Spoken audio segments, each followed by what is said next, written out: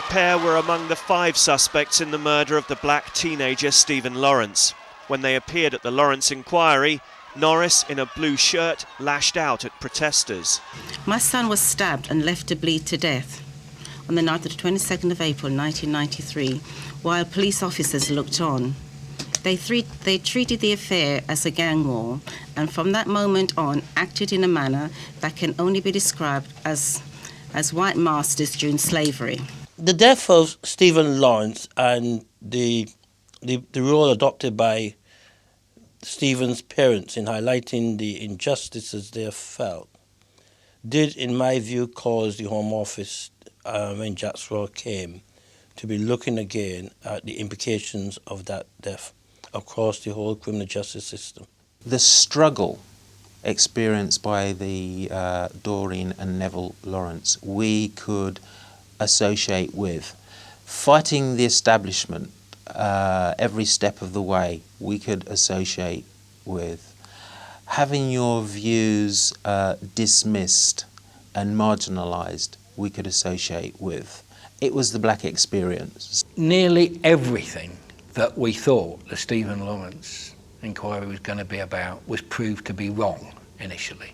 Thinking it was about, first steps at the scene of crime or, various things like that. We never got to the institutional racism. Once you get to the institutional racism point, then you realise it's going to touch all kinds of other things, like the internal grievances. I had a conversation with an official at the Home Office who confided in me that this issue of racism was not understood, that the issue of institutional racism was not understood by the establishment. We were being told that we were living in a racist organisation. I remember Jeff Brathwaite telling me, you are living and working in a racist organisation and this is why. I said, no, this is what racists do. They wear white hoods and burn fiery crosses on your front drive. No, this is what it looks like. I was contacted by Paul Wilson, and I learned that he and some of his colleagues in the Black Police Association really felt that some of these fundamental issues affecting not only the police but other organisations in a modern society like Britain were in danger of not being addressed. He knew of my views and my experience and suggested that maybe I should write something which would both help the BPA to be in touch with thinking around institutional racism, and that we might in fact submit this a paper to the Laurence inquiry as evidence. It was a very emotive experience reading Robin's paper, because for the first time it crystallised an experience that I'd lived through in academic terms that the Metropolitan Police and indeed anyone else would find very difficult to refute.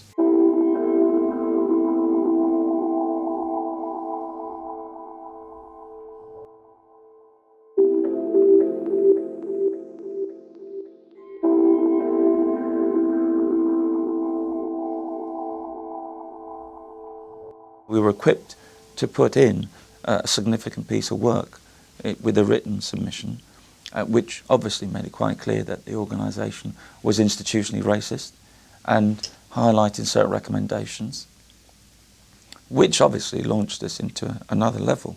When the BPA presented to us, they gave a presentation that was short and succinct and to the point and really constructive and helpful.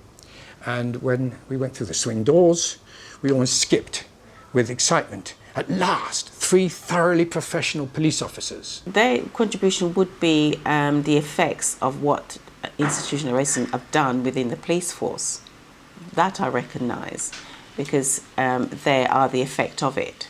And so I think that's what their contribution was, is as a black police officer, they're able to say, yes, this is true, that this is what's been happening to us. Some of the most powerful evidence that was given by black police officers about the organisation that was giving totally different evidence to the public inquiry.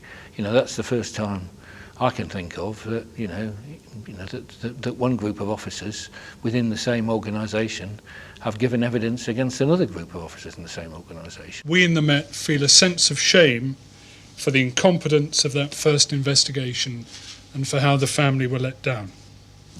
As Sir William has made quite properly clear, we failed, we could and we should have done better in this case. The fact that the BPA was very bold and very direct in its evidence to Macpherson, and it stood out on this issue, gave it a personality, gave it a profile, and helped them to arrive. When Laurence happened, it was like jumping on the most, the fastest, bumpiest roller coaster you could imagine, and that was it. Things just went.